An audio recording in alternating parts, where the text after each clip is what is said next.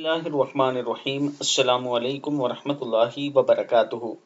जुमे की नमाज के बाद गुनाह माफ़ करवाने का एक नबवी नुस्खा। अगर आप ये चाहते हैं कि आपके गुनाह माफ़ हों, तो जुमे की नमाज के बाद ये दुआ ज़रूर पढ़ें। जो आदमी जुमे की नमाज के बाद 100 मरतबा सुब्हानल्लाहिल अज़ीम व बिहम्दिही पढ़े, तो हज़रत मोहम्मद सल्लल्लाहु अलैहि व आलिहि वसल्लम ने फरमाया कि इसके पढ़ने वाले के 1 लाख गुनाह माफ़ होंगे और इसके वालिदैन के 24,000 गुनाह माफ़ होंगे।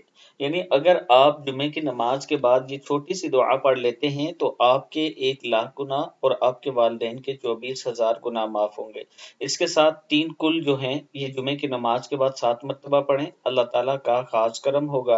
और जुमे के दिन दुरूद शरीफ का विर्द कसरत से किया करें। बेशक कोई छोटा दुरूद शरीफ सल्लल्लाहु अलैहि व आलिहि वसल्लम ही पढ़ लिया करें, अल्लाह ताला का ख़ास करम और फ़ज़ल होगा।